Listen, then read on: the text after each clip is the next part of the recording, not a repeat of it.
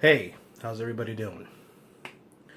Today is going to be a little sort of what I would call various ramblings.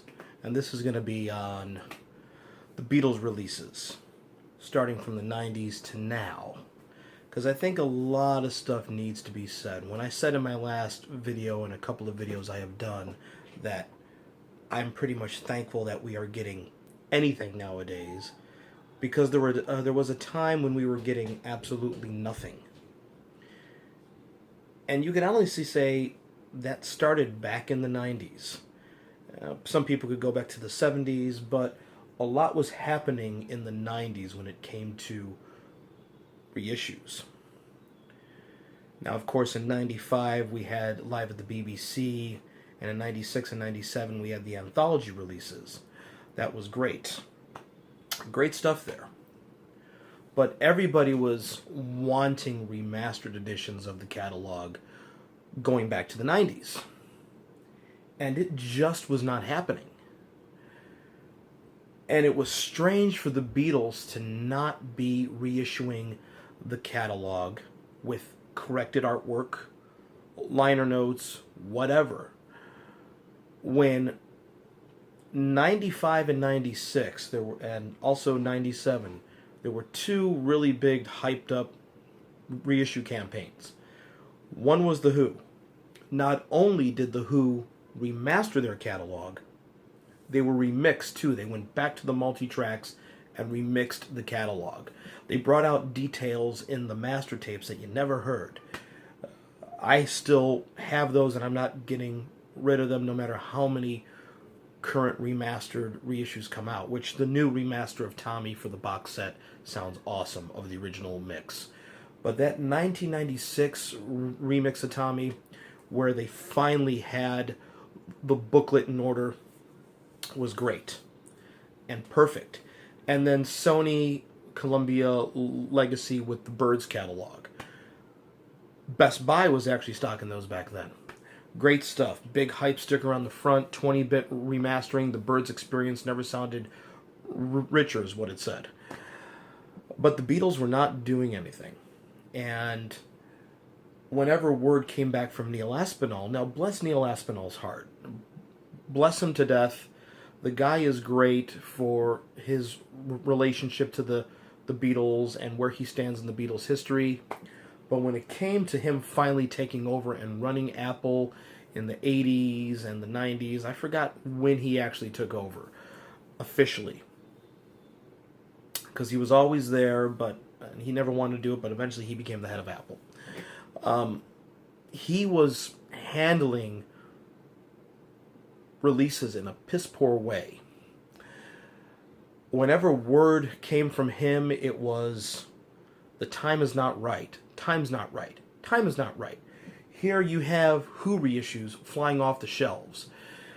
You have Birds reissues flying off the shelves. Elton John first remastered his catalog in the 90s. They were supervised by his original producer, Gus Dudgeon. And then Santana, everybody was redoing the... Heck, even the Brady Bunch, the Brady kids, had their CDs reissued back then. And that's the truth. With bonus tracks, by the way. Not the Beatles. I'm like, you got to be kidding me. A big announcement was made in, I believe it was 95, 96. There was going to be a new anniversary edition of Sgt. Pepper that was going to come out. Artwork was mocked up, and if I find it online, you'll be seeing it right now. If I don't find the mock-up online, you won't be seeing it right now. But supposedly there was a Beatles fanzine at the time called Good Day Sunshine, and Jeff Emmerich gave an interview. He supposedly went back and remastered, I believe it was just the mono, him and Craig Kalibi at Sterling Sound. And it makes sense because they also remastered Band on the Run for its 25th anniversary. Supposed to be in a box set, have a repo of the Parlophone label. I think there was an anniversary in 97. I forgot how old Sgt. Pepper was going to be in 97. But it was going to be an anniversary, and at the 11th hour, Aspinall said, nope, cancel it, time's not right. Time is not right. I remember walking into one of my favorite stores called Rolling Stone Records, which is still in Norridge, Illinois. And they had big display cases for this anniversary of Sergeant Pepper. I think it may have been the 30th anniversary. I think that was the 30th. I'm not going to do the math on it right now. And inside this big stand-up promotional display for Sergeant Pepper was the original 87 CDs. Time was not right. Time was not right. I mean, Beatles 1 was a great thing at the time. The Love Thing was great, that reissue. But you want to talk about a waste of time issue? It's right here. Let It Be Naked. Now, this was supposed to be sort of a companion to a DVD release that was supposed to come out. And the DVD, again, was canceled at the 11th hour. Time is not right. It's still controversial after all these years, is what we kept hearing. And you got this thing, which, of course, as Beatle maniacs, as Beatle geeks, we bought it. But this was a waste. This was a waste. A total waste of time and energy. There could have been anniversary edition DVDs of Help. Help eventually finally came out on DVD in 2007 and is now on Blu-ray. But I think that was after Neil Aspinall stepped down. He stepped down around 2006 because he was sick. And then, of course, he sadly passed away. But when he stepped down, I said, great, now maybe finally we'll see what's going to happen. And sure enough, the remaster series was announced back then. And we finally got, in 2009, the stereo box set. And we got the mono box set. And of course, fans were nitpicking about this to begin with, about the remastering job. All you got to do is take a look on Amazon back then, or better yet, go to Steve Hoffman forums to hear fans complaining about siblings problems. I've played these things from back to front, left and right. What siblings are you talking about? What the hell are you talking about? You also have people talking about how Abbey Road was a mess in the remastering, and some people saying, I'm glad I kept my original CDs, because my original CDs sound awesome compared to this mess. Are you kidding me? Are you effing kidding me? I swear. These remasters are the gold standard for CD remasters. Now, we could talk about the stereo vinyls. We could talk about the stereo vinyl editions that came out. That's something else altogether. I think they're pretty good, but why not go to the analog? Then, of course, we got the US albums box set. And fans nitpicked about that. I will tell you that where there was a unique US version, they kept it at that. To me, I loved it. I reveled in it. It was a total nostalgia package. But again, certain fans were like, "Oh my gosh, this is why? Question stuff like this. Question stuff like this. Don't question this. Don't question something like that." They did a pretty good job with that thing. And now with the One Plus collection, or what they did with the remixing the songs from the One collection and the 2 Blu-rays of promo clips, if there's one fault that could be said in that collection is the audio commentary from Paul and the video intros that Ringo did. I mean, it was like Ringo basically said, I'm going to give you 10 minutes of my time, and that's all you got.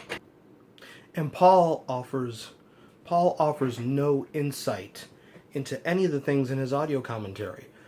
So that's probably the big flaw in One Plus. But I say we should be thankful with the releases that we're getting, again, because we were not getting anything.